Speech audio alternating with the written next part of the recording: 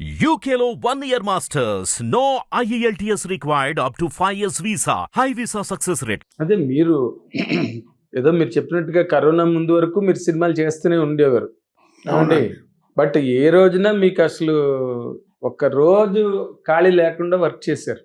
రోజుకు 3 స్టేట్లు కూడా చేశాను. అవును, నాకు తెలుసండి. కానీ అసలు ఆ జీవితాన్ని ఎట్లా హ్యాండిల్ చేశారండి? ఓ పక్కన ఇప్పుడు ఎంత కాదన్నా ఒక ఫ్యామిలీ లైఫ్ ఇప్పుడు నీ ఉద్యోగంలో నీకు గొడవ వచ్చిందని అట్లా బిజీగా నువ్వేం చేస్తావు? ఎవరిని అడిగినా ఏం చెప్పలేవు. ఏ ఉద్యోగం అంటే అవుతుంది, జాగ్రత్త చేయకపోతే పోద్ది, అందుకని ఏదో కష్టపడి ఏదో అడ్జస్ట్ అయి చేస్తాం. అదేలేండి. అలాగే చేసుకుంటూ వచ్చాను.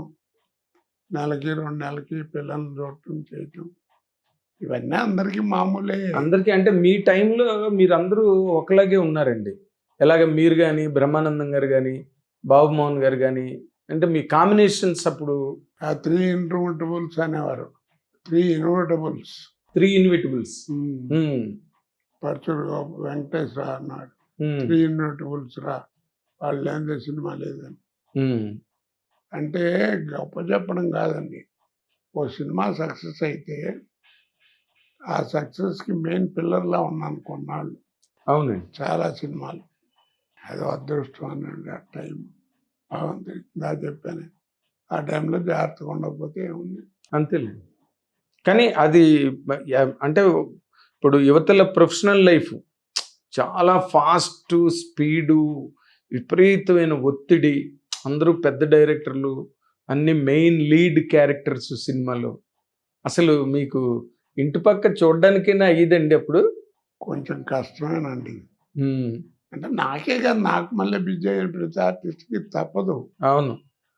ఏముంది, ఇందా మీరు చెప్పారు బ్రహ్మానందం గారు, బాబుమోహన్, అవును, అందరికీ తప్పదు. అవును. వాళ్ళు కూడా బ్రహ్మానందం గారు ఒకసారి చెప్పారు నాకు, ఎప్పుడో 3 నెలల తర్వాత ఎప్పుడో ఇంటికి వెళ్తే వాళ్ళు గౌతమో సిద్ధార్థో తలుపు తీసి మమ్మీ అంకుల్ వచ్చాడు అన్నారంట. పిల్లల్లో గౌతమో సిద్ధార్థ వాళ్ళిద్దరిలో అని బ్రహ్మానందం గారు నాకు ఒకసారి చెప్పారు. అంటే మీరు అందరూ ఒకలాగే ఉన్నారు. ఉదయం తిరుపతి, మధ్యాహ్నం వైజాగ్, మళ్ళీ రాత్రికి హైదరాబాదు, మళ్ళీ మన్నాడు విజయవాడ, ఇలా వర్క్ చేశారు మీరు అందరూ. తప్పేది ఏముందండి టైము. అవును. ఆ టైంలో జాగ్రత్తగా ఉన్నాం కాబట్టి ఉన్నాం. మీరు నార్మల్గా అంటే సార్ ఒక టెక్నికల్ క్వశ్చన్ సార్, ఇప్పుడు కెరీర్ బిగినింగ్ అయ్యి రైజ్ అవుతున్న టైం ఒకటి ఉంటుంది సార్. అది ఏ ఆర్టిస్ట్ అయినా బాగా ఎంజాయ్ చేస్తాడు. ఎందుకంటే రికగ్నిషన్లోకి వస్తున్నాం, ఫోకస్లోకి వస్తున్నాం, 10 మంది మనల్ని అడుగుతున్నారు, అదొక స్టేజ్ సార్. రెండో స్టేజ్ కంప్లీట్గా సూపర్ స్టార్డమ్లోకి వెళ్ళిపోయి ఇంకా ఏ సినిమా చేసినా హిట్టు, ప్రతి డైరెక్టరు నువ్వే కావాలని అనే ఒక సిచ్యువేషను. దానికి ముందు అసలు ప్రయత్నాలు చేసి సినిమాల్లోకి వద్దామని అదొక మెయిన్ ఫేజ్ ఒక ఆర్టిస్ట్కి, ఏ ఆర్టిస్ట్కి అయినా సరే. ఇందులో మీరు బాగా ఎంజాయ్ చేసిన స్టేజ్ ఏదండి? అంటే రైజ్ అవుతున్న స్టేజ్. అప్పుడప్పుడు అనిపిస్తుందండి,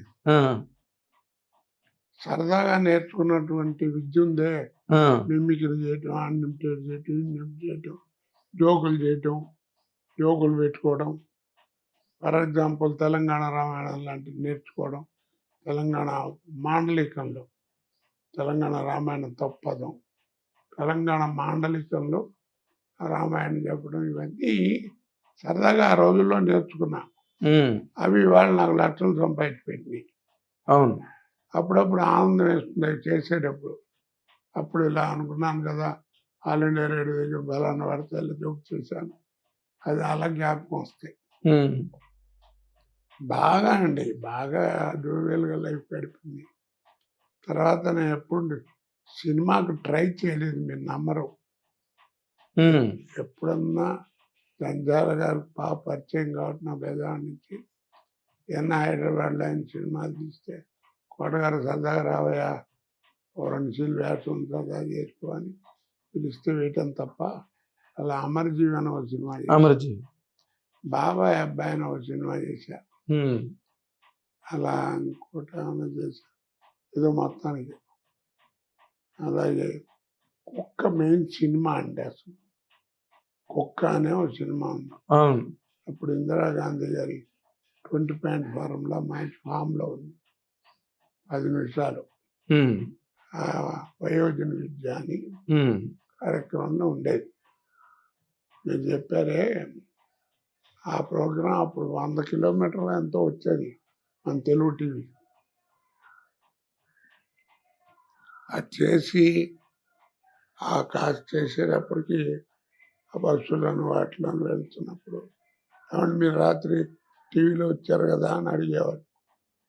ఆ బజార్లో వాళ్ళందరూ ఆ టీవీ ముందుకు వచ్చినవారు వచ్చి అందరి ఇళ్ళలో ఉండేవి కాదు కదా, అవునండి, క్యాలిబర్ కెపాసిటీ ఉండాలి. అదే అవునండి అని అలా గుర్తుపడుతున్నారని అప్పుడు ఇన్స్టాల్మెంట్ బేస్లో మూడు జతలు బట్టలు కుట్టించి కాస్త స్టైలు వ్యవహారం మాట్లాడటం గుర్తుపడుతున్నారు అనుకోవడం చిన్న అవన్నీ ఇమేజ్ మెయింటైన్ చేశారు.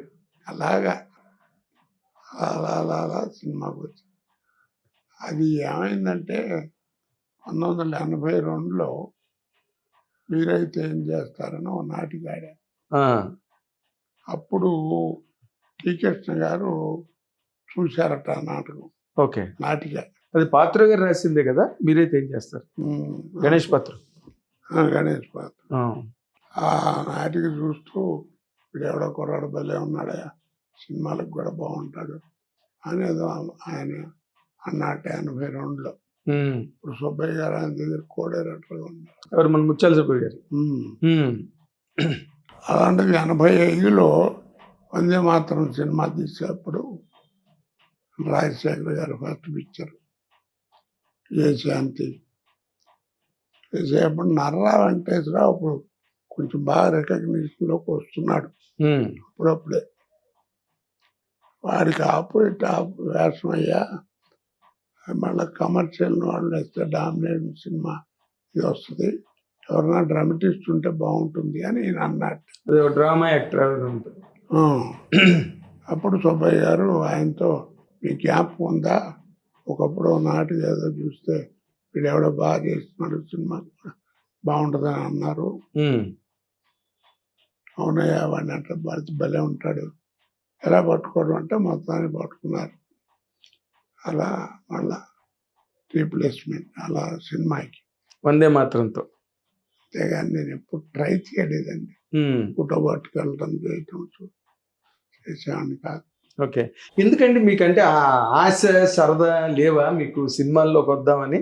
అంటే ఆ రోజుల్లో సినిమా యాక్టర్ అంటే ఏ వేషం వేసేవాడైనా సరే ఏదో హైట్ ఉండాలి, ఎర్రగా ఉండాలి, బుర్రగా ఉండాలి, కర్లింగ్ హెయిర్ ఉండాలి, అవన్నీ కొన్ని రిస్ట్రిక్షన్స్ ఉండేవి. అదే కొన్ని రిక్వైర్మెంట్స్ ఉండేవి.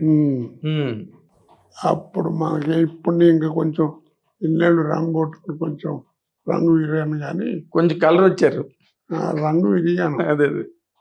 కలర్ రాలేదు, రంగు విరిగాను. అప్పుడు మరి నల్లగా ఉండేవాడిని. ఎవరి దగ్గరికి వెళ్ళి వేషం అడిగితే ఈ మొహం అద్దంలో ఎప్పుడన్నా చూసుకున్నావట్రా అని అడుగుతారు. లేనిపోయింది ఎందుకు, చక్కగా 10 మందితో బ్యాంకులో పని చేసుకుంటున్నాం, ఎందుకు ఇన్సల్ట్గా పట్టడం, చక్కగా ఉద్యోగం, 3 పిల్లలు, ఏదో అప్పుడు 135 రూపాయలు ఉద్యోగం జీతం. 3 పిల్లలతో హాయిగా బతికేవాడిని. అలాగా మనకి ఎందుకని ట్రై చేయలే, ఇది ఇలాగా వచ్చి వాళ్ళు ఇట్లా వచ్చేసి అదే అదే. పద్మశ్రీ దాకా తీసుకెళ్ళింది. కాదు, 135 రూపాయల జీతంతో చాలా లగ్జరియస్ గా బతికేవారండి. లగ్జరీస్ అంటే మా తిండికి దానికి ఎప్పుడు లోటు ఉండేది కాదు. ఉమ్, స్కూటర్ కూడా మెయింటైన్ చేసేవాడిని. పొలాలు గట్ట ఉండేవేమో కదా మీకు, ఉమ్, పొలాలు గట్ట. అలాంటివి ఏం పెద్ద లేవండి. ఉమ్, మా నాన్నగారిని ఎప్పుడు అడిగేవాడిని కాదు, ఉమ్, ఆ పరిస్థితి రాలా. ఉమ్, ఎందుకంటే టీవీలో ప్రోగ్రామ్ అనో, రేడియో నాటకం చదవటం అనో ఇలాంటివి ఏవో వచ్చాయి. ఉమ్. నెల అయ్యేటప్పుడు కూడా 80 రూపాయలు వాటి నుంచి వచ్చేవి. వచ్చాయి. ఉమ్, అప్పుడు ఇవి అవి కలిపి సరిపోయి అదేలేండి, దాదాపుగా ఒక 250 రూపాయల వరకు అయ్యేవి. 200 ఖాయం. 200 ఖాయం. అలాగా అప్పుడు కాస్ట్ అది, అప్పుడు జీవితాలు అవి. అదేలేండి, అంటే ఇప్పుడు ఇప్పుడంత లగ్జరీస్ లేకపోతే ఇన్స్టాల్మెంట్ల మీద అన్ని వస్తువులు కొనుక్కోవడాలు గట్రా అలాంటివి ఏం తెలియవు కదా. అప్పుడు ఏంటంటే ఇన్స్టాల్మెంట్లో బట్టలు ఇచ్చేవారండి. ఓ కొట్లో ఎక్కడన్నా ఇన్స్టాల్మెంట్లో తీర్చుకోవడానికి బట్టలు తీసుకెళ్ళచ్చు. ఇంకా ఏదైనా పండగ వచ్చింది అనుకోండి, ఏదో పెళ్ళడానికి వచ్చారా పిల్లలకి ఏదో బట్టలు అలా ఇన్స్టాల్మెంట్. ఓకే. నెలకి ఏదో 10 రూపాయలు 20 రూపాయలు కట్టేవాళ్ళం. అదే పైగా మీరు బ్యాంక్ లో కూడా ఉద్యోగం చేసేవారు కాబట్టి కొంచెం పలుకుబడి ఉంటుంది. పలుకు కూడా ఏముంది, నమ్మకం వీళ్ళు అప్పు తీరుస్తారని గ్యారంటీగా ఇస్తారు. కాకపోతే ఒక ఇలాంటి లైఫ్ అంటే ఒక 135 రూపాయలు జీతం, ఒక 70 రూపాయలు 80 రూపాయలు ఆల్ ఇండియా రేడియో డిడి అక్కడి నుంచి వచ్చిన అమౌంట్, ఇదంతా ఒక దస్తూరిగా గడిపిన జీవితం అదంతా కూడా. కానీ ఒక్కసారి సినిమాలోకి టేకఫ్ అయినప్పుడు అసలు మీ తాలూకా ఎక్స్పీరియన్స్ అదృష్టం ఏంటంటేనండి, టేక్ ఆఫ్ పైకి వెళ్ళిపోయింది, కిందకి లేదు. అదే మరి ఫస్ట్ పిక్చర్తోనే ఫ్లైట్లు లేకపోతే ట్రైన్లో ఫస్ట్ క్లాసు అలా ఆ లెవెల్కి వచ్చేసింది. దాంతో నేను ఆలోచన చుట్టూ తిరగడం, వేషాలు ఆడడం అలాంటివి ఏం లేవు. బాగా లైఫ్ చక్కగా లీడ్ అయింది. అదే దాంతో ఇబ్బంది ఉండేది కాదు. కాకపోతే ఆనందపడ ఒంటరిగా కూర్చున్నప్పుడల్లా గిర్రం తిరుగుతుండే పాత జీవితున్నప్పుడు కాసేపు పిల్లల గురించి ఆలోచించుకోవడం ఇలా. అప్పుడు అదే అంటే నార్మల్గా ఇప్పుడు ఒక్కసారి రిచెస్లోకి వచ్చేసినట్టే కదా సార్. ఇప్పుడు ఆ సినిమా అడ్వాన్స్ అని ఈ సినిమా అడ్వాన్స్ అని 10 సినిమాలు అడ్వాన్స్లు పుచ్చుకోవడం. మీరు నమ్మరండి, నాకు ఎంత కావాలని ఎవరిని అడగలేదు, ఎంత ఇస్తామని వాళ్ళు చెప్పలేదు. గురుగారు మా సినిమాలు యాక్ట్ చేస్తున్నారు, మీ డేట్లు పంపిస్తాం, ఇది 5,000 ఉంటుంది 10,000 ఉంటుంది అని జేబులో పెట్టి వెళ్ళిపోయేవారు. ఏదైనా క్లాస్ వచ్చినా వాళ్ళే చూసుకున్నారు. మీరు అన్నట్టు నాకు తెలియలే అప్పుడు, అంటే మనం అవసరం అయ్యామన్నమాట, సినిమాకి అవసరం అయ్యి అప్పుడు అది ఇక ఫిక్స్ అయిపోయింది. అదే అప్పుడు మీ తాలూకా అంటే జీవితం పట్ల మీకున్న ఒక దృక్పథం, ఒక వ్యూ పాయింట్ ఎట్లాగా ఇన్ఫ్లుయెన్స్ అయ్యిందండి? ఎందుకంటే because you are earning money, lot of money, అంటే ఒక మిడిల్ క్లాస్ పర్సన్ చూడని ఇన్కమ్ అది, అంతే కదా. ఒకళ్ళు వచ్చి 5,000 జేబులో ఇటు 7 తరాలు అట్లా 7 తరాలు తీసుకున్నా నా కుటుంబంలో ఎవరు ఈ లైఫ్ అనిపించలేదండి. అవును, నాకు 2 ఇబ్బందులు, పేరు ప్రతిష్టలు ఎంత పైకి వెళ్ళినాయో కష్టాలు కూడా అంత కింద బాగా ఇబ్బంది పెట్టినాయి. 2 అనుభవించాను. ఈ కష్టాలను అడ్డం పెట్టుకుని నాకు ఈ బాధ ఉందని ఏనాడు సినిమాకి ఒక అరగంట కూడా లేట్గా లేదండి. లేదు, డబ్బింగ్లు కానీ ఇవి కానీ ఎవరిని ఇబ్బంది పెట్టలేదు. నిర్మాతల్ని కానీ డైరెక్టర్లు కానీ మీరు ఎప్పుడు ఇబ్బంది పెట్టలేదండి. అది అందరికీ చాలా మందికి తెలుసు. ఎంతమంది నాకు డబ్బులు ఎగలు కొట్టారో వాళ్ళకే తెలుసు. అబ్బో, ఎన్ని సినిమాలకు పోయి ఉంటాయి సార్ డబ్బులు? ఏమో చాలా సినిమాలు ఉంటాయండి. అప్పుడు ఏంటంటే 10,000 30,000 5,000 10,000 తక్కువ ఇవ్వటం, అదేలేండి, అలా జరిగింది. బట్ మీరు నటుడిగా బిజీ అయిపోవడం, ఆ పాపులారిటీ, ఆ ఎంజాయ్మెంట్లోనే పడిపోయి ఉంటారు. మీరు పడిపోయి కలెక్షన్ చేయటం అనేది లేదు. అవును, అప్పుడు ఈ డేట్లు చూడటం అనే మేనేజర్లు అప్పటికి లేదు. పర్సనల్ మేకప్ మ్యాన్లు నా డేట్లు ఒకలా వాడు చూస్తాడు, అలాంటివి లేవు. అన్నీ తర్వాత వచ్చినాయి.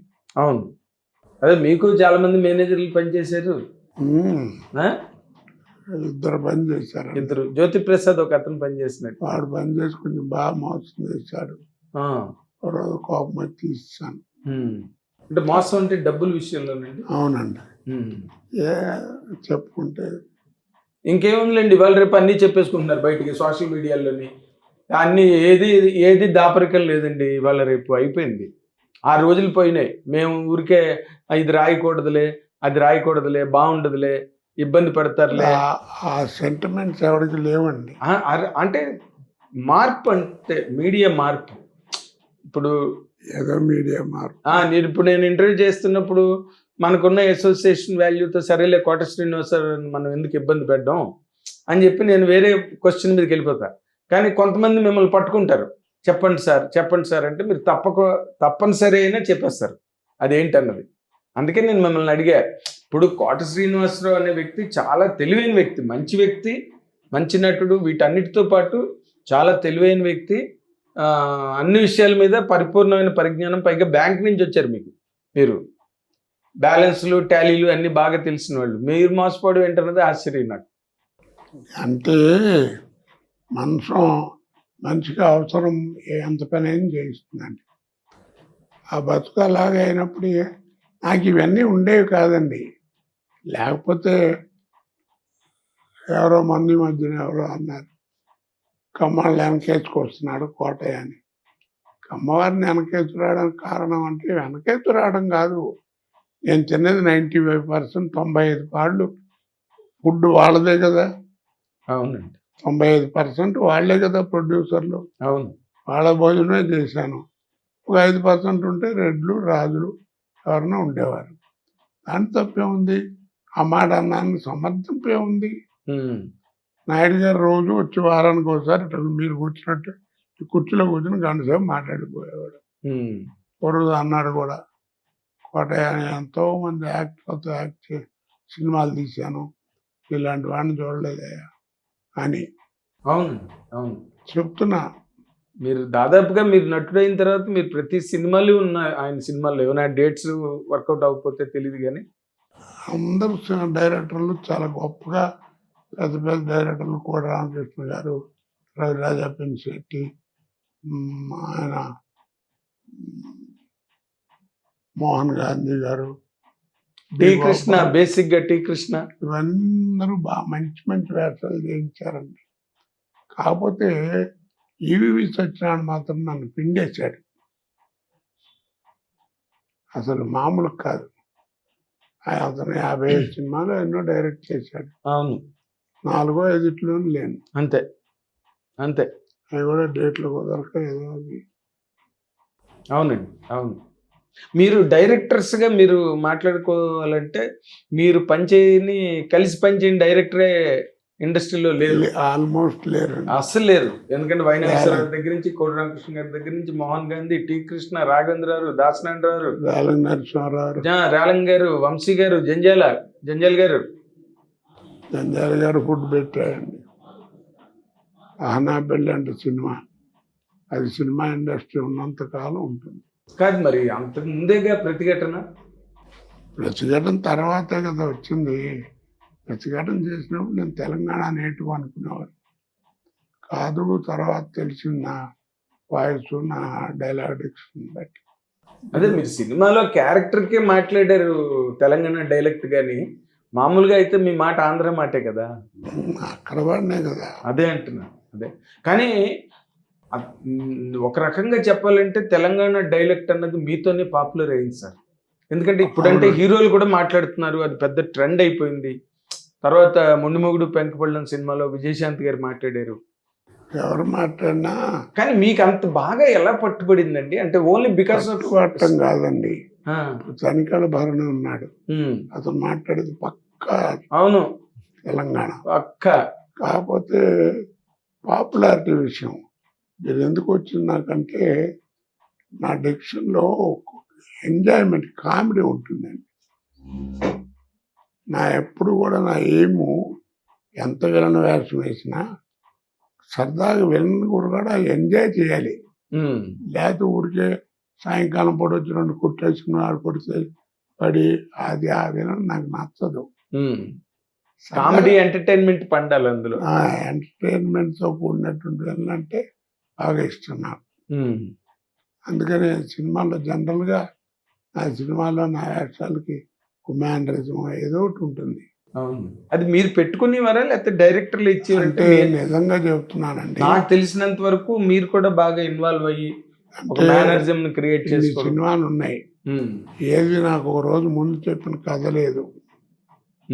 ఆ సినిమా రోజు వెళ్ళటం, మొదటి రోజు ఆయన పక్క పిలిచి డైరెక్టర్ ఒక అరగంట చెప్పడం, ఇలా అనుకున్నాం కోట గారు మీకు కూడా ఏమైనా ఉంటే తగిలించండి, బాగుంటే పెట్టేద్దాం అంటాం. ఏదో వచ్చింది కబాల్నా పెట్టడం, సక్సెస్ అవ్వడం జరిగిపోయింది. తర్వాత అన్నిటికంటే గొప్ప విశేషం ఏంటంటే నా మేనరిజమ్స్ ప్రత్యేకంగా ఉండవు. మన రొటీన్గా మాట్లాడుకునే మాటల్లో ఉన్నట్టుగా ఉంటాయి. అవునండి. ఆత్రేయ గారి రచనలాగా అవును. అలా మాట్లాడుకునే మాటల్లో ఉంటాయి. సహజ సిద్ధంగా ఉంటాయి. నన్ను వేషంతో 2-3 రోజులు ముందు మాట్లాడినవి 4-5 సినిమాలు ఉంటాయి. అవి జంజాల గారివి మెయిన్. ఎందుకంటే ఆయన విగ్గులు అవి ఎలా చేయడం, అందుకని బట్టలు చేయాల్సి వచ్చింది ఒకసారి. జయకృష్ణ గారి సినిమా మేకప్ జయకృష్ణ.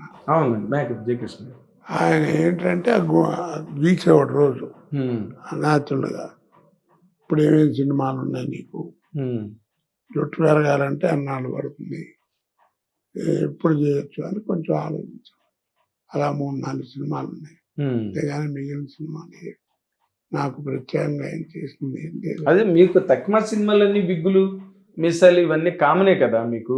బాపిరెడ్డి గారి సినిమాలు ఎన్నో చేశారు మీరు, విజయబాపిరెడ్డి గారి సినిమాలు.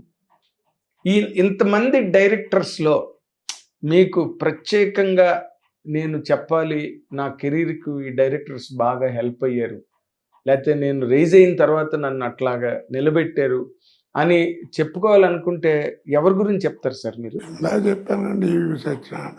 ఓకే. బాగా పిండేచ్చాడండి.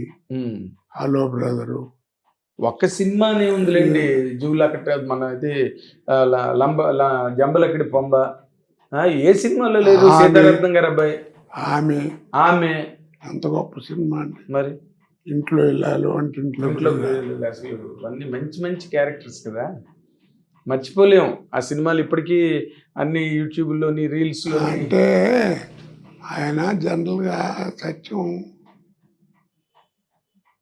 కాస్త న్యాచురల్ దగ్గరగా ఉండే పాయింట్లు తీసుకునేవాడు. అవును. దాన్ని కామెడీ జోడించి పెట్టేవాడు. అవును. మంచి విద్వత్తున్నవాడు ఆయన. మీరు ఆయన వచ్చిన దగ్గర నుంచి కూడా ఆయన టైటిల్స్ మీకు తెలియని టైటిల్స్ కావు. ఆ ఒక్కటి అడక్కు, చిలకొట్టుడు, ఏమండి ఆవిడ వచ్చింది అని మామూలుగా చాలా కొలక్యూల్గా ఉంటాయి. హలో బ్రదర్, ఆమె ఇంట్లో వెళ్ళాలి, వంటింట్లో ఇలాగా రకరకాలు. ఈవి సత్యనారాయణ ఓకే, ఆయన సినిమాలు 50 సినిమాల్లో 3-4 తప్పితే తక్కువ సినిమాలు అన్నింటిలో మీరు చేశారు. ఏదో చెవుల పూలో కూడా ఉన్నారు ఆయన ఫస్ట్ పిక్చర్. మొదటి సినిమా, లాస్ట్ సినిమా కూడా చేశారు. రామకైది ఒక్క దానిలో లేరు, 2 సినిమాలు నేను అనుకోవడం అంతే. లాస్ట్ సినిమా మా అబ్బాయి పోయిన తర్వాత అతనిదే చేశాను. అదిరిందల్లుడు ఏదో, అదిరిందల్లుడు మోహన్ బాబు గారు, రమకృష్ణ వాళ్ళు. అది కాదు ఏదో ఉందండి ఒక సినిమా పేరు, లాస్ట్ సినిమా. దాంట్లో యాక్ట్ చేశాను. మా ఆడిపోయిన తర్వాత 20 రోజులకి అంతకో ఇంటికి వచ్చి మరి బతిమాలి నా ఇంట్లో వచ్చి పిచ్చెక్కిపోద్దునే, కానీ మా ఆవిడని వాళ్ళని ఒప్పించి మొత్తాన్ని తీసుకెళ్ళాడు. అదేలేండి. ఇప్పుడు మళ్ళీ వాళ్ళ అబ్బాయి ఆ ఒక్కటి అడక్కు టైటిల్తో మళ్ళీ ఇప్పుడు సినిమా చేస్తున్నాడు నరేష్. అదే అంటున్నాను, అది ఆయన మళ్ళీ ఇన్నాళ్ళకి మళ్ళీ ఆ టైటిల్ రిపీట్ అవుతుంది ఈవి గారిది. ఈవి గారు ఇప్పుడు ఈవి గారి గురించి మీరు చెప్పారు, కానీ బట్ మీకు ఇనిషియల్ బ్రేక్స్ వచ్చినవి టి కృష్ణ గారు అండ్ కోడి రామకృష్ణ గారు, శత్రువు గాని. అయ్యో దాని దాకా చాలా మంది గొప్ప సినిమాలు చేయించారు. కోడి రామకృష్ణ, రవిరాజా పినిశెట్టి, మోహన్ గాంధీ గారు. వైనాగేశ్వరరావు గారి సినిమాలో కూడా మీరు ఒక మంచి క్యారెక్టర్ చేశారు. అక్కడ మినిస్టరు, ఎమ్మెల్యే వాడు ఇది నీటి పంపు కొడుతూ ఒక ఫోటో, ఏదో బోర్ కొడుతూ ఒక ఫోటో, అవన్నీ అప్పుడు గెస్ట్ హౌస్ లో చూసాను. ఇవన్నీ షూటింగ్ కోసం తెచ్చామని చెప్పారు వైనాగేశ్వర గారి సినిమాకి. అప్పుడు బట్ ఎవరితో మీరు ఎక్కువ కంఫర్టబుల్ గా ఉండేవారండి? అంటే ఆ రీచ్ మీరు మెంటల్ గా కానీ సైకలాజికల్ గా? అంటే నేను మాట నమ్మిన వాళ్ళతో కొంచెం కంఫర్ట్గా ఉండేది. కొంతమంది ఏంటంటే ఎవరన్నా ఒకళ్ళిద్దరు కొడుతున్నాడు గ్యాస్, అబద్ధం చెప్తున్నాడు అనుకునేవారు. దేనికి అబద్ధం చెప్పడం? అంటే ఏదైనా ప్రయాణం వ్యవహారాలు, షూటింగ్కి ఏదైనా ఓ డేట్ కొంచెం మిస్ అయినా అలాంటివి ఉంటాయి కదా. అవును. పైగా మీద అంత ఒత్తిడి నాకు బాగా. ఒక సినిమా రేలంగి నరసింహారావు డైరెక్టర్ అనుకున్నాం.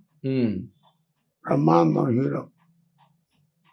దాంట్లో ఒకరోజు రాఘవేంద్ర గారికి ఫోన్ చేసి, కోటయ్య రేపు ఒక్కరోజు వస్తే సార్, దాన్ని రాకపోతే క్లైమాక్స్ పాడైపోతుంది అని అంటే, ఎక్కడ షూటింగ్ అంటే బెంగళూరుకి అవతల 30-40 కిలోమీటర్లు. ఉమ్, ఇది రాజమండ్రిలో షూటింగ్. ఎట్లా అంటే అప్పుడు ఆయన దగ్గర బోస్ అని ఒకడు ఉండేవాడు, అవును, గడం బోస్ అని. గడ్డం బస్. వాడు నాకు కొంచెం క్లాస్మేట్ కూడా, ఘంటసాల చదువుకున్నప్పుడు. వాడు వచ్చి, రారా నీకెందుకు, నీ తీసుకెళ్తే పంపిస్తా కదా అన్న. ఏదో మొత్తానికి వైవిజీ డేట్ ఆ రోజుల్లో చాలా టైట్గా ఉంది. నేను ఉన్నంటే ఉన్నది. సరే ఒక్కరోజు ఏదో అడ్జస్ట్ చేశారు. బయలుదేరి రాత్రి 8ంటికి కారు వేసి బయలుదేరి తెల్లవారుజామున 5ంటికి హైదరాబాద్ చేరి 6ంటికి ఫ్లైట్. ఉమ్, అప్పుడు ఇంత సెక్యూరిటీ వాళ్ళు ఉండేది కాదు. అవునండి. బోర్డింగ్ కార్డు తీసుకుని రెడీగా ఉండేవారు. అది తీసుకుని 6ంటికి ఫ్లైట్ ఎక్కి 8ంటికి బెంగళూరు చేరి అక్కడి నుంచి మళ్ళీ 30-40 కిలోమీటర్లు. మైసూరు అది వెళ్ళి, మైసూరు అవతల కలుసుకుంటే ఏడిపోస్తుంది. వెళ్ళి చేయంగానే వచ్చా, థ్యాంక్స్ అన్నారు. అంత బాగా 2 సార్లు 3 సార్లు తీశాడు ట్రైన్ మీద. బాలకృష్ణ హీరో. ట్రైన్ వెళ్తుంటే నాకు మన లాక్కి వెళ్ళడం ఏదో ఉంది, అది టగటగా తీసేందుకు నువ్వు వెళ్ళిపోని రాజేంద్ర పంపించి.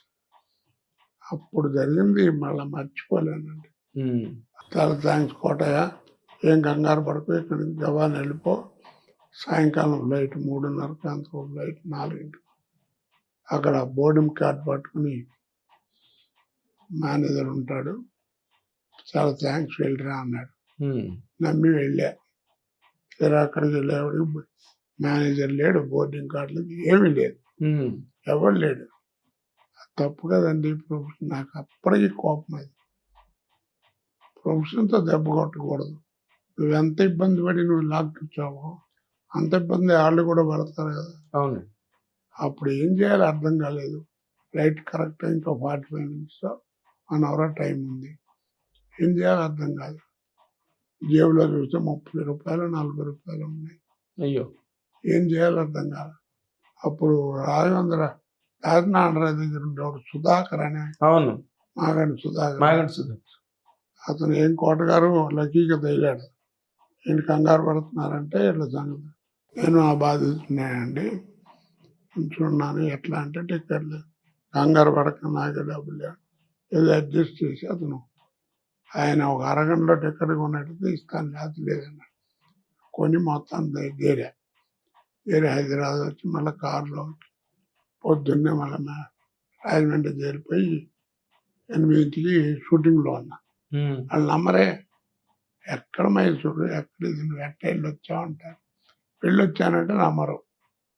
అరే అప్పటి నుంచి నాకు కోపం.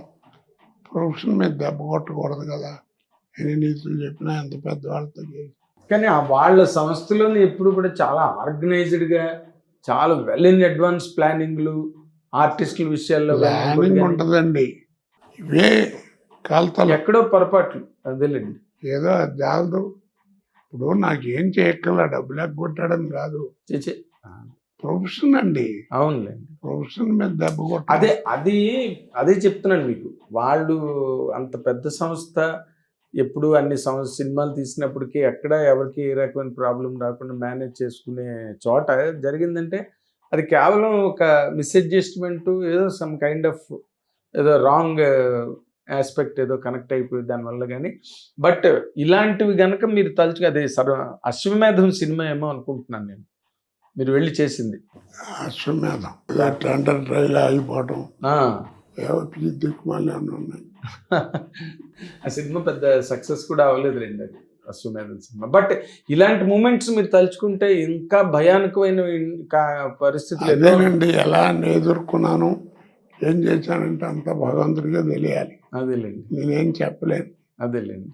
బట్ ఇవి కాకుండా జనరల్గా మీకు మనుషులతోని అనుకోకుండా రాంగ్ వేలో గొడవలు కానీ లేకపోతే మనస్పర్ధలు కానీ ఏం భేదాభిప్రాయాలు దానివల్ల మీరు కెరీర్లో ఇబ్బంది పడ్డవి ఎప్పుడైనా ఉన్నాయండి? ఏం లేవండి, నాకు అలాంటివి ఏం లేవు.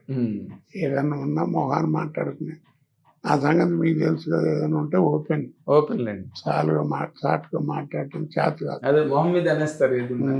దానివల్ల మీకు ఎప్పుడు ప్రాబ్లమ్స్ రాలేదండి? ఏం రాలేదండి. ఆశ్చర్యం. ఎందుకంటే సినిమా ఇండస్ట్రీలో చాలా గబుక్కుమని ఇప్పుడు టైం అంటారు, అదే ఆ, టైం బాగున్నప్పుడు అన్నీ కలిసి వస్తాయి. అదే గణేష్ సినిమా ముందు కూడా మీరు ఎవరినో దూషించారని, ఇంకా కోట శ్రీనివాసరావుని బ్యాన్ చేయాలి సినిమా ఇండస్ట్రీలో అని అనుకున్నారని, but immediate next డేవే Suresh Babu గారు మిమ్మల్ని గణేష్ సినిమాలో బుక్ చేశారని ఏదో మాట్లాడుకున్నారండి అప్పుడు. ఏదో అనుకుంటారండి చేతకాని వాళ్ళు. అదేలేండి. నాకు అదే ఎవడు ఏమని అనుకుంటే నన్ను ఆపారు. అదే ఇందాక మీరు అన్నట్టుగానే ఇందాక మీరే అన్నారు కదా, ఇప్పుడు చౌదరీస్ని నేను ఏదో సపోర్ట్ చేసి మాట్లాడానని అందరు నన్ను కామెంట్ చేశారని. ఆమె ఈ మధ్యనే గొడవ. తప్పండి, అట్లా అనకూడదు. నేను చెప్పాను కరెక్టే కదా, నేను చెప్పిన సమాధానం కరెక్టే కదా. 95% వాళ్ళ ఫుడ్డే కదా తిన్నాం. అదేలేండి, అంటే సినిమా ఇండస్ట్రీలో మరి మొదటి నుంచి కూడా వాళ్ళు మేకర్స్. అదేదండి, అది ఇప్పుడు అది అర్థం చేసుకోవాలి అవతల వాడు, అంతేగాని ఊరికే మాట అనడానికి ఏముంది. అదే ఇలాంటి గబుక్కుని అర్థం చేసుకుందామన్న అర్థమయ్యే విషయాలు కాదండి. కోట శ్రీనివాసరావు సడన్గా ఈరోజు చౌదరీస్ని ఎందుకు సపోర్ట్ చేస్తున్నారు అని ఏవో ఆలోచనలు. ఏదో పని లేనాడు కూర్చుంటే రకరకాలు వస్తాయి. అదండి. ఇప్పుడు మామూలుగా మీరు ఇండస్ట్రీ ఇప్పుడు ఎంత నేను గర్వంగా చెప్పుకుంటానంటే, నాయుడు గారు ఆ స్టూడియో ఫ్లోర్ ఓపెన్ చేశాడు, స్టూడియో కట్టి. ఆ ఫ్లోర్ నేదురుమిల్లి జనార్దన్ రెడ్డి గారు ముఖ్యమంత్రి, ఆయనతో ఓపెన్ చేయాలని ఆయన ఒక అరగంట 30 గంటలు లేటుగా వచ్చాడు. వాళ్ళ చిన్న గొడవ కూడా అయింది మోహన్ బాబు నాకు. ఏదో ఏవి ఎంటర్టైన్మెంట్ అది పెట్టారు. గోపాలరావు అందరూ ఉన్నారు, అందరూ వచ్చారు. మోహన్ బాబు మాట్లాడుతూ ఇప్పుడు ఓ దుష్టుడు వచ్చి ఎంటర్టైన్ చేస్తాడు మిమ్మల్ని అన్నాడు. నేను వెళ్ళి మామూలుగా అది ఎప్పుడు ఇలాంటి ప్రోగ్రామ్స్ ఇవ్వటం అలవాటు లేదండి, అయినా సీనియర్ దుష్టుడు చెప్పినప్పుడు చేయకపోతే బాగుండదు కదా అన్నాను. నన్ను దుష్టుడు అంటారు, సారీ చెప్పమంటాడు. నేను చెప్పాలి, నేను తప్పనిలేదే, నన్ను అన్నావు కదా, నేను సీనియారిటీ చెప్పాను. గోపాలరావు వాళ్ళ కోటగారు బేస్ ఆ స్టాండ్ మీద ఉండి ఎవడైనా పెట్టాడు. చిన్న గొడవ కూడా అయింది. అవునా? సరే, ఆ లోపల ఆ టైంలో ఆయన వచ్చాడు ముఖ్యమంత్రి గారు. రాగానే రిబ్బన్ కటింగ్ పెట్టారు. పెట్టగానే అప్పుడు నాయుడు గారు ఒక్క నిమిషం సార్, ఆ కోట అక్కడ ఉన్నాడు, పిలవండియా అన్నాడు. వచ్చాను. వీడితో పాటు తమ్ముళ్ళు తింటాయండి ఒకడు, వీళ్ళిద్దరు కాంబినేషన్ చూస్తే నాకు బోరు కొట్టినప్పుడు అది చూస్తాను, కామెడీ బాగుంటుంది అది ఇది అన్నాడు. అయితే రిబ్బన్ కట్ చేశారు. అవును, వాడి గురించి వాడిని ఎందుకు రమ్మన్నారు నేర్చుకుంటే అన్నాడు. అంటే నాయుడు గారు అన్నాడు, ఈ ఫ్లోర్ వీడిదేనండి అన్నాడు. ఈ ఫ్లోర్ వీడిదే అన్నాడు, కోటది. ఫ్లోర్ నాదంటాడు ఏంటంటే అనుకుంటే, 32 లక్షల్లో అహనా పెళ్ళి అంటాను ఒక సినిమా తీశానండి. అది రిలీజ్ అయిన తర్వాత నా 32 లక్షలు కాకుండా 1,80,00,000 కలెక్ట్ చేసింది అన్నాడు. ఆ డబ్బుతో కట్టించాను ఫ్లోర్. నిజంగా ఎట్లా మర్చిపోతానండి అది. చాలా గొప్ప విషయం కదండి. మరి ఎవరు ఒప్పుకుంటారు అలాగా? తర్వాత సినిమాల్లో ఆడువారి మాటలకు అర్థాలు వేరు సినిమాలు వెంకటేశ్వర, ఆ సినిమాలో ఒక మంచి వేషం, అది చాలా బాగుంటుంది. ఏడ్చేవాళ్ళు ఏడుస్తారు కూడా, ఏడుపు వస్తుంది. తర్వాత ఒక సినిమా తీసి కోట, నాకు ఈ వేషం అది చూసిన తర్వాత పెట్టానయ్యా, ఏమైంది సార్, నువ్వు ఏడిపించాలి అన్నాడు. విషయం ఉండాలి కదండి, ఏడిపెట్టినట్టు దంపదాలు. అలా ఎన్నండి బోల్డ్ ఇన్సిడెంట్లు.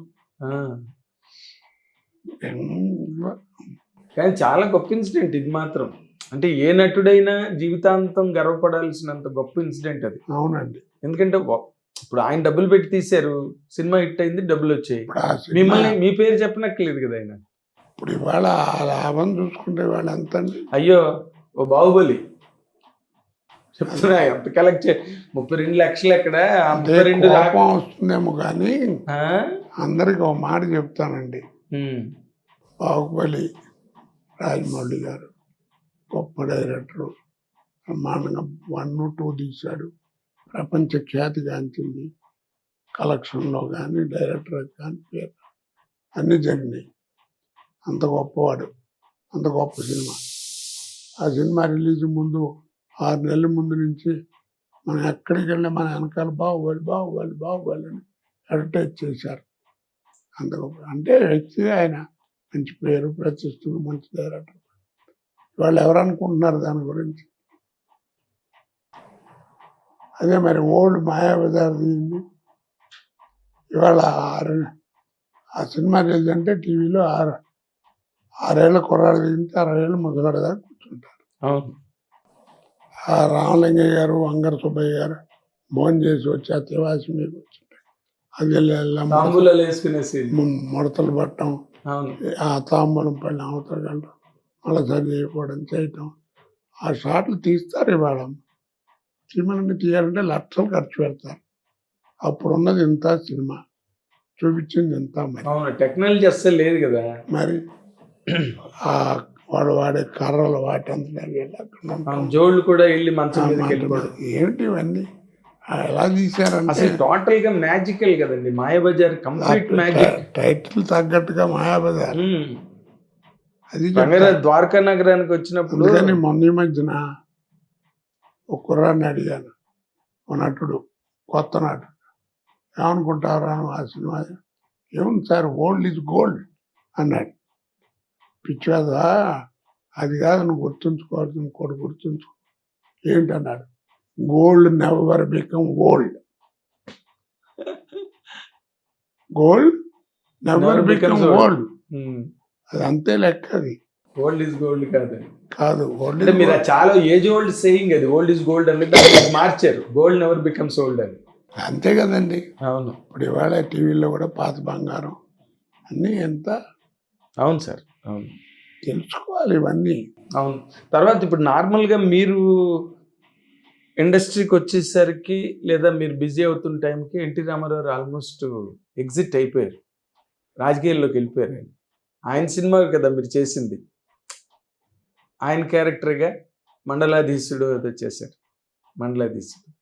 ఇప్పుడు తర్వాత నాగేశ్వరరావుతో మీరు కొన్ని సినిమాలు చేసినట్టున్నారు, కృష్ణ గారు, సోహన్ బాబు గారు, వీళ్ళందరిలో మీకు నార్మల్గా మీరు చిన్నప్పటి నుంచి ఎక్కువ అభిమానించిన హీరో ఎవరు సార్? అప్పట్లో అందరికీ రామారావునేనండి. అందరికీ రామారావు మహానుభావుడు, తెలుగు సత్తా చూపించాడు. 6 నెలల్లో ప్రచారార్థం వేసుకుని నేషనల్ పార్టీ అయినట్టు కాంగ్రెస్ని అదే మట్టి కనిపించి ముఖ్యమంత్రి అయిపోయి అసలు ప్రధానమంత్రి కూడా అయిపోతారేమో అన్నంత రేంజ్కి వెళ్ళి అంతైంది. అలాంటి వాడు ఆయన చరిత్ర ఆయనే చెరుపుకున్నాడు. నాకు నచ్చంది అది ఒక్కటే అయింది. ఇప్పుడు ఎందుకంటే మహానుభావుడు గొప్పవాడు పక్కన పెట్టేయండి. వయసు వచ్చిన తర్వాత 60 ఏళ్ళు దాటిన తర్వాత భార్య అండి, ఆవిడ మన ఆయన భార్య బసవ తారకం గారు మహా ఇల్లాలు, 12 మంది పిల్లల్ని కంది ఆయన ద్వారా. సంకలో ఒకడు, కడుపులో ఒకడు, ఒళ్ళో ఉండబెట్టుకుని. అలాంటి మహానుభావురాలే అంత వయసు వచ్చిందే నీకు. ఆ వయసులో ఆ మహానుభావురాలు మర్చిపోయి ఇంకో ఆడదాని మెడలో తాళి కట్టడానికి అసలు మనసెట్ట వచ్చిందండి నీకు? ఆ విషయంలో నాకు చాలా కోపం రామారావు. నీకేం కావాల్సి వచ్చింది ఆ వయసులో? సెక్సా ఏముంది నీకు? ఒకవేళ నువ్వు అనిపించింది ఎవరు చూడలేదు, నేను నా పిల్లలు నన్ను చూడలేదంటే, పిల్లలు ఏమయ్యా మీరు చూడలేదంటే మమ్మల్ని ఎప్పుడు తగ్గదు, అది తీసే టైం ఏది ఆయనకి? దగ్గర తీసుకున్న టైం మీకోసమే రాత్రింబళ్ళు కష్టపడ్డాడు. ఒక్కొక్కడికి 3 కోట్లు 4 కోట్లు విలువ చేసి ఆస్తులు ఇచ్చాడు 12 మందికి. ఏమండి, అవును, అంత గొప్ప జీవితం అనిపించాడు. అవును. నాన్న నాన్న అమ్మ లేదు కదా మరి ఎట్లా ఎక్కడ ఉంటావంటే అని అడగాల్సిన ధర్మం మీది. అవును. లేదంటే ఒరే అమ్మాయిలు ఎవడన్నా మరి ఎవరు వేస్తారు నాన్న అడగాల్సిన బాధ్యత ఏంది. అవునండి. అది రెండు లేకుండా ఇంకో దరిద్రపు ఆడదాన్ని మళ్ళీ తాడు కట్టడం ఏంటండి, తప్పు కదా. అదే. నాకు ఆ విషయంలో నాకు చాలా కోపం. తర్వాత నీకు కావాల్సిన వయసులో అసిస్టెంటే, అంతేగాని సెక్షువల్గా ఏం పెద్ద సుఖపెట్టేది లేదేవండి. మీ కులంలో చేసుకోండి, చక్కగా బోల్డ్ మంది ఉంటారు, ఏజ్డ్ వాళ్ళు ఉంటారు, చిన్నపిల్లలు ఉన్న చాకరీ చేయడానికి అలాంటివి ఉంటే బాగుంటుంది. కానీ ఈ దరిద్ర పని ఏంటి చెప్పండి. నాకు ఆ విషయంలో ఆయన అంటే ఎంత గౌరవం, అభిమానం, నాకు ప్రాణం ఆయనంటే. అలాంటి వాడు ఆ పని చేశాడంటే నాకు చాలా కడుపు చాలా ఇబ్బంది పడుతుంది నాకు తలుచుకుంటే.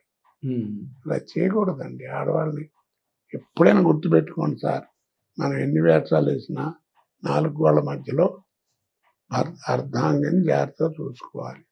దాన్ని ఇబ్బంది పెట్టినాడు ఎవ్వడు బాగుపడ్డాడు. ఎంతమంది నటులు లేరు, పద్మనాభం గారు, రాజనాల్ గారు, కాంతారావు గారు, వీళ్ళంతా లేరు. అవును. పద్మనాభం గారు ఎంత కమీడియన్, ఎంత డైరెక్టర్, ఎంత ప్రొడ్యూసర్, ఎంత గొప్పవాడండి. అవును. అలాంటి వాడు 3 పెళ్ళిళ్ళు ఆయనకి. చివరికి సెకండ్ క్లాస్లో టికెట్, సెకండ్ క్లాస్లో 4 జనరల్ కంపార్ట్మెంట్ ఇలా గెలిచి పెట్టింది. అవును.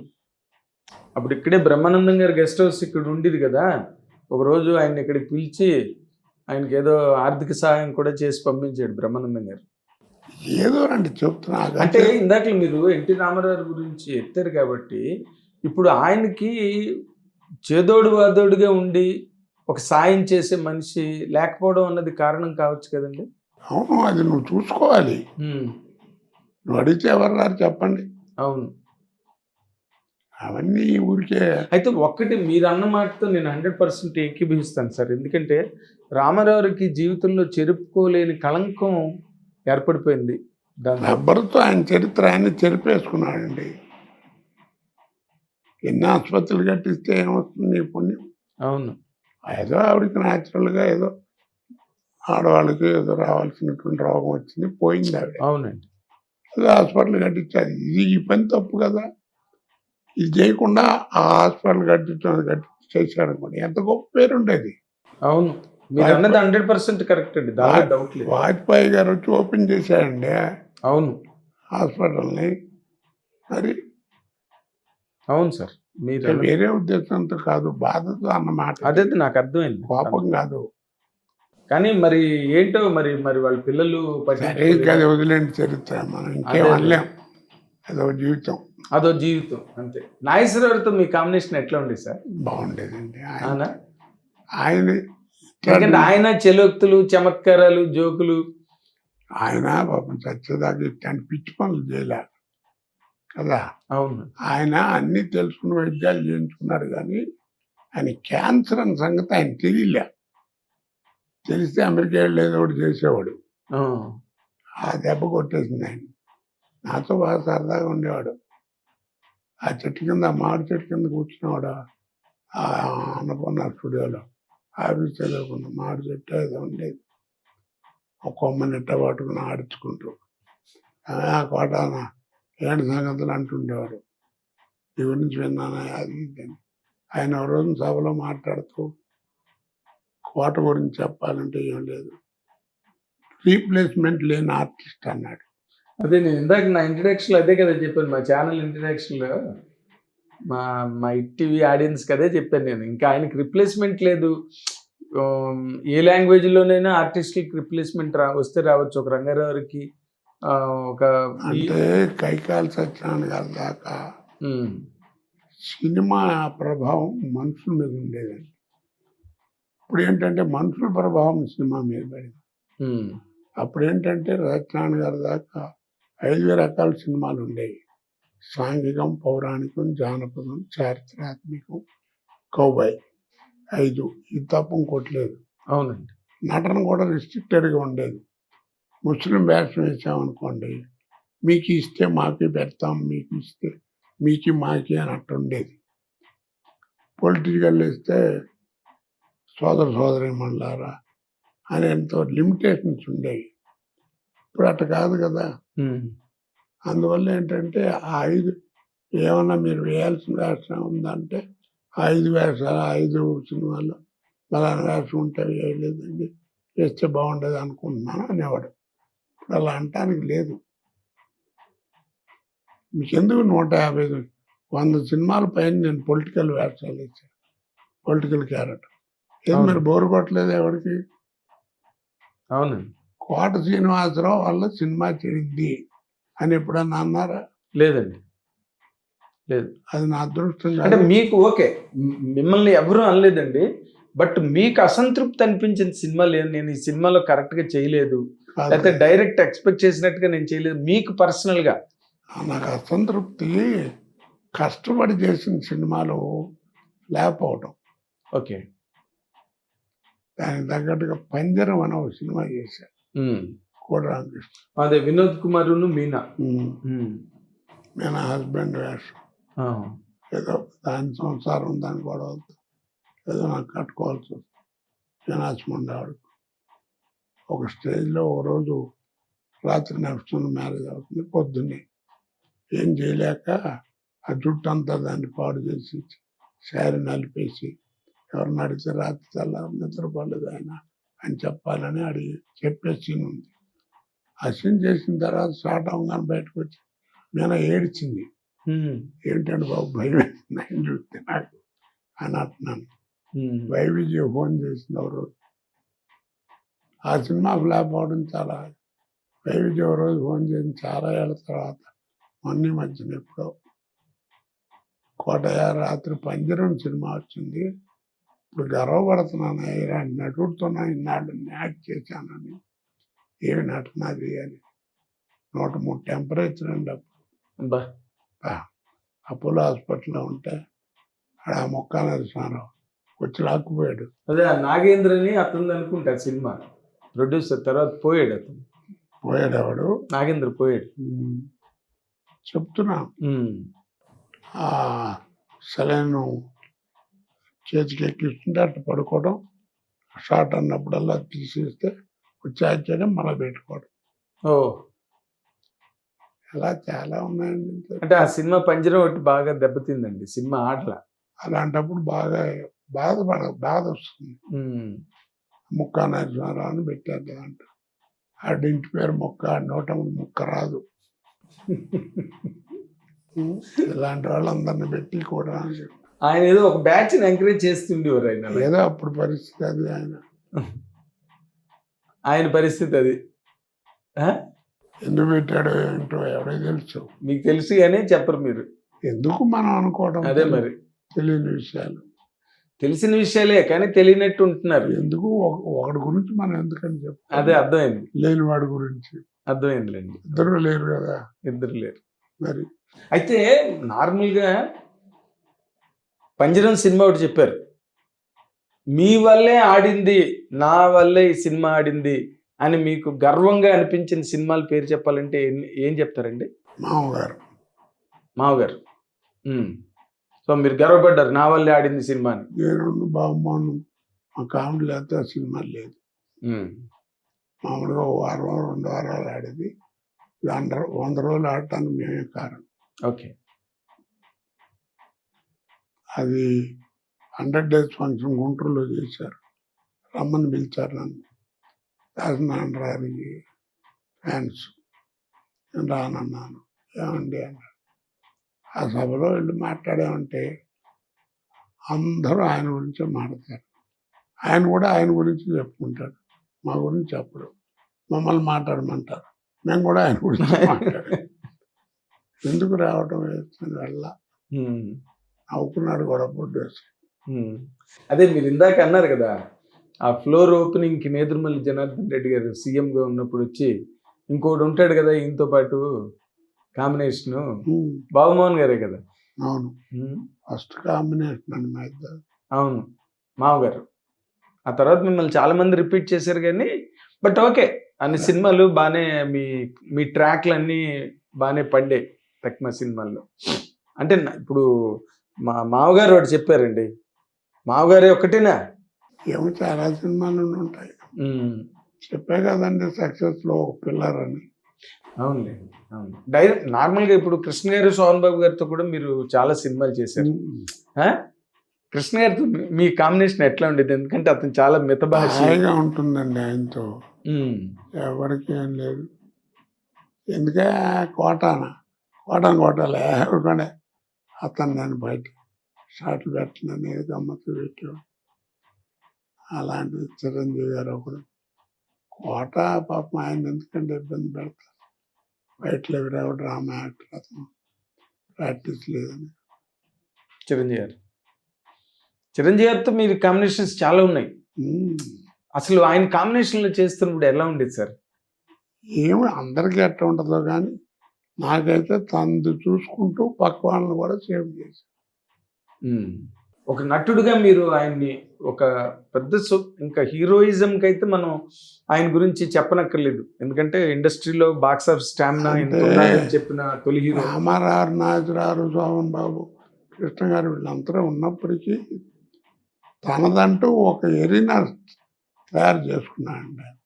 కష్టపడి డ్యాన్స్ అనండి, ఫైట్లు అనండి, ఏదైనా కానీ కామెడీ, ఎంటర్టైన్మెంట్, ఇమోషను, ఏదో ఎన్ని రకాలుగా తనదంటూ ఒక brand arena is the right word తయారు చేసుకున్నాడు. అలా ఎవరికి రాదు. ఇంకా ఆయన గురించి అంతకంటే కాదు. మీరు అంతకన్నా నేను ఆయన గురించి ఏం చెప్తానంటే, నేను ఇంకోళ్ళు అయితే నేను కూడా అడగను. ఎందుకంటే ఆ చెప్పే ఎబిలిటీ ఉండాలి, ఆ అవగాహన, ఆకలింపు, ఎక్స్ప్రెస్ చేసే వొకాబులరీ, మాట తీరు ఇవన్నీ కావాలి. మీకు అవన్నీ ఉన్నాయి కాబట్టి నేను అడుగుతున్నాను. ఎందుకంటే ఇప్పుడు మీరు చెప్పారు ఆయనకు ఒక ఎరీనా క్రియేట్ చేసుకున్న హీరో, ఇంకంతకన్నా ఏం చెప్పాలని. అసలు ఆ ఎరీనా క్రియేట్ అవుతున్నప్పుడు దాదాపుగా మీరు వెనకాతల ఆయనతో పాటు ట్రావెల్ అయ్యారు. చాలా మంది ట్రావెల్ అయ్యారు. అందులో మీరు కూడా ప్రధానంగా ఉన్నారు కదా. మీరు ఒక నటుడు, స్టేజ్ నుంచి వచ్చిన నటుడుగా ఆయన్ని మీరు ఇవాల్యుయేట్ చేసి చెప్పాలి అని అనుకున్నప్పుడు మీరు ఏం చెప్తారు సార్? చిరంజీవి చెప్పే కదా మీకు.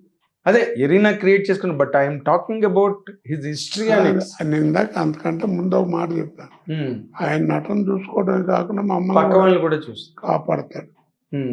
బయట చేసేప్పుడు టక్కున ఆయన గోద్ది కొట్టి మళ్ళీ టక్కున పట్టుకోవడం అది ఉండేది. అంటే మంచి మూమెంట్స్ కనుక మీరు గుర్తు చేసుకోవాలి ఆయనతోనంటే ఫట్మన్ గుర్తొచ్చేది ఏంటండి మీకు? ఖైదీ నెంబర్ 786 అండి సినిమా. ఏంటి అంత మీకు అంత ప్రత్యేకంగా విలన్ వేసింది అదే ఫస్ట్? ఓకే, డైరెక్ట్ విలన్ వేసింది అదే. ఓకే, ఆయనతో ఎట్లా ఉండేది మీకు మొదటి ఇంటరాక్షన్? అప్పటికే ఖైదీ నెంబర్ 786 అంటే ఆల్మోస్ట్ ఆయన స్టార్డమ్లోకి వచ్చేసరికి మీరు బిగినింగ్ డేస్. బాగా అండి, ఇందాక చెప్పాను. అంతకంటే ఆయన గురించి చెప్పేది లేదు. ఏదైనా ఇప్పుడు కుర్రాళ్ళందరూ ఆయన ఇమిటేట్ చేయటమేగా. ఆయన ఇమిటేట్ చేయడం, ఆయన ఇన్స్పిరేషన్తో ఇండస్ట్రీకి వచ్చిన వాళ్ళే. ఏ హీరోని అడగండి, ఏ డైరెక్టర్ని అడగండి. అన్నిటికంటే ఆశ్చర్యం ఏంటంటే ఆయన ఇంటనే ఒక 10 మంది హీరోలు ఉన్నారు.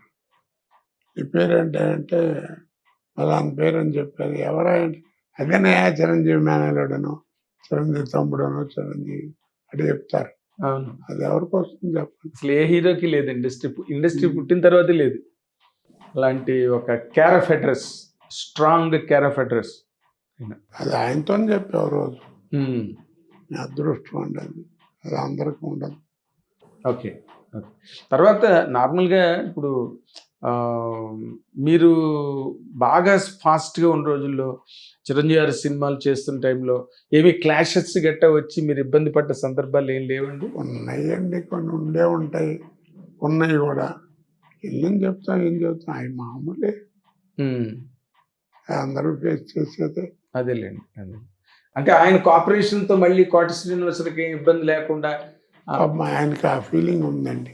ఇప్పుడు ఆయనకి ఆల్రెడీ మనం ఏదైనా రాలేకపోయినా ఆయన కోసం వెయిటింగ్ అలాంటి చికాకులు లేవు. ఆయనతో కోఆపరేటివ్గా ఉండేవాడు. అసలు ఆ టాపిక్ ఎత్తేవాడు కాదు. లేకపోతే అంతమంది ఎలా చేస్తారు? తర్వాత మీ జోకుల్ని ఆయన బాగా ఎంజాయ్ చేసేవారు. ఏది కోటయ్య నా మీద కూడా చెప్పు, నువ్వేదో నా గురించి అన్నావంట అని చెప్పి మీ జోకుల్ని ఆయన బాగా ఎంజాయ్ చేసేవారు అని చెప్తారు నార్మల్గా. ఆయన మీద ఎప్పుడు జోకులు లేదు కానండి, ఆయన అన్నీ వినేవాడు. అవునా? ఏం చెప్పేవారు సార్ మీరు? ఏదో అన్నంది ఇవన్నీ నాకు తెలిసింది, బాగా తెలిసింది మీరు వర్మ గారి మీద అను కృష్ణవంశీ మీద అన్నది నాకు ఇప్పటికీ బాగా గుర్తుంది సార్. గులాబీ వచ్చినప్పుడు కృష్ణవంశీ, గుల అండ్ రామ్ గోపాల్ వర్మ హాబీ రెండు కలిపి గులాబీ అని చెప్పి మీరు చెప్పడం నాకు గుర్తున్నది. అది రామ్ గోపాల్తోనే చెప్పా.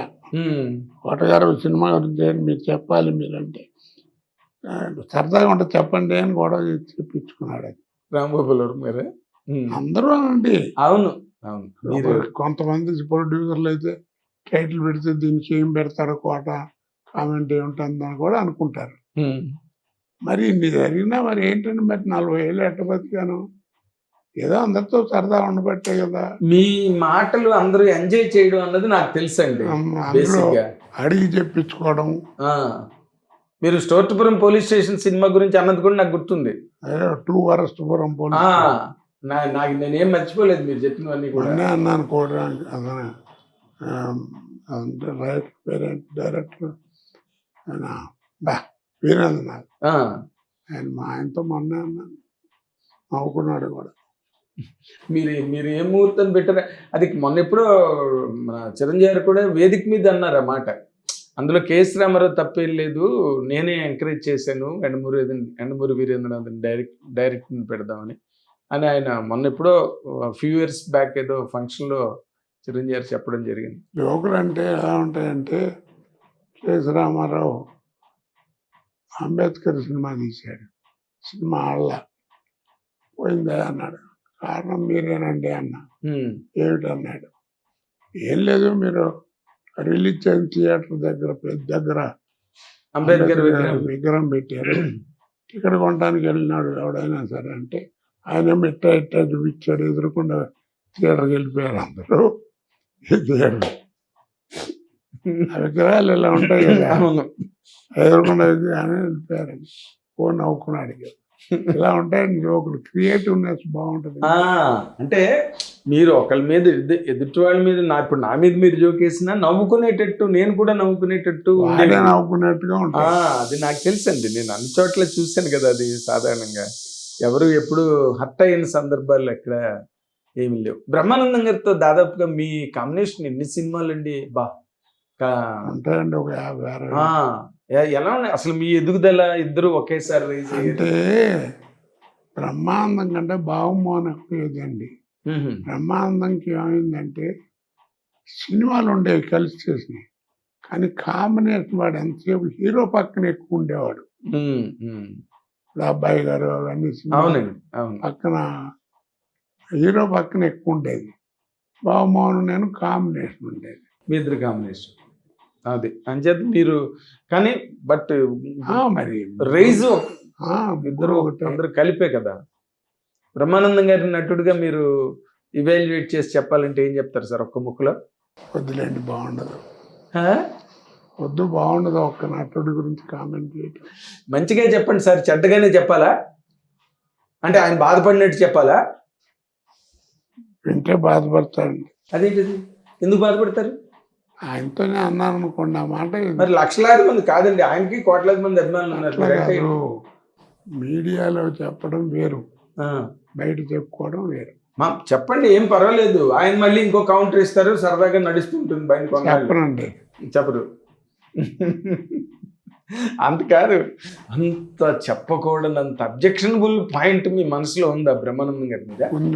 ఉంది. అమ్మా, అది కూడా కామెడీ. సీరియస్ కామెడీ అయినప్పుడు చెప్పొచ్చు కదా. వద్దండి, బాగుండదు.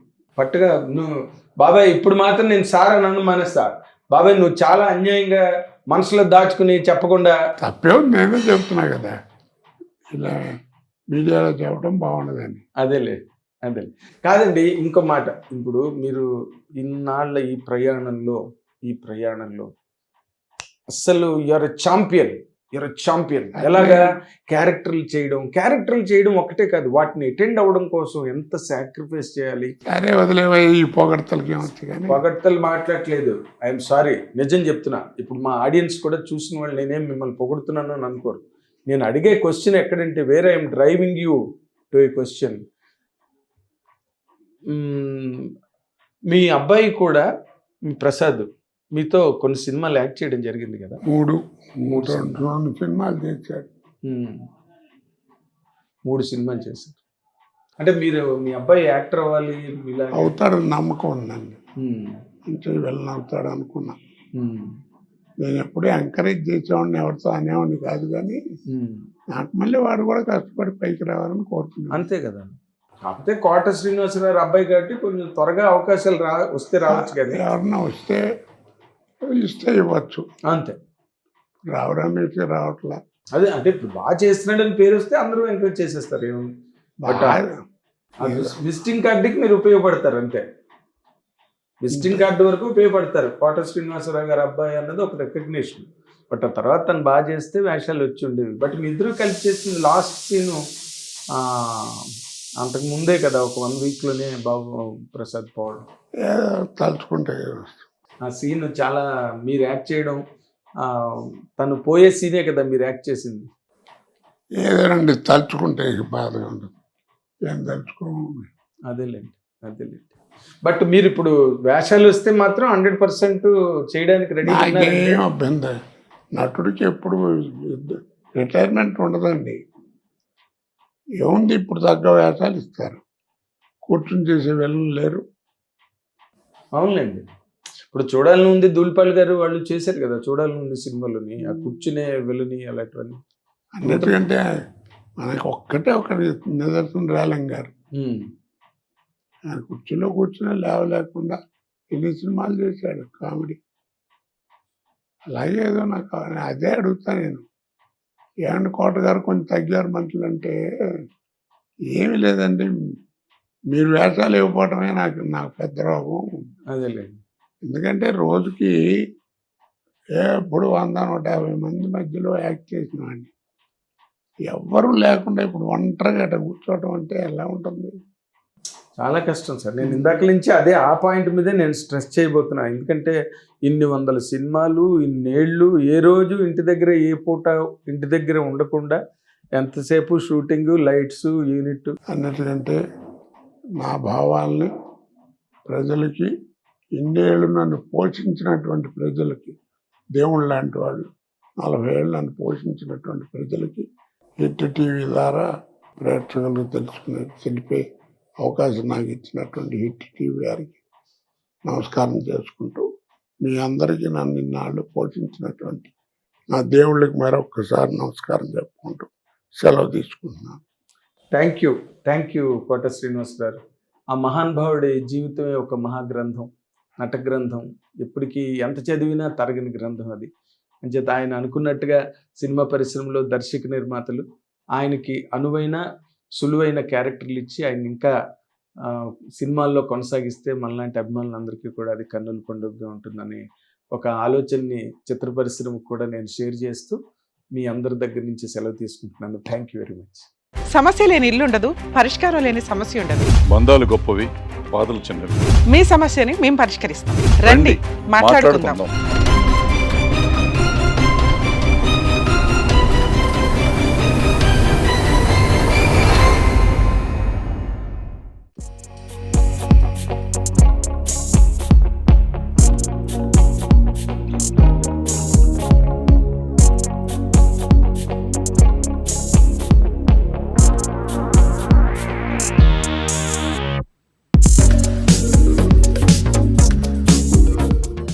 హిట్ టీవీ యాప్ ని డౌన్లోడ్ చేసుకోండి. ఇందులో short news, live news, entertainment movies అన్ని అవైలబుల్ గా ఉన్నాయి. Please download hit TV app. Hit TV app. Hit TV యాప్ని ఫ్రీగా డౌన్లోడ్ చేసుకోండి.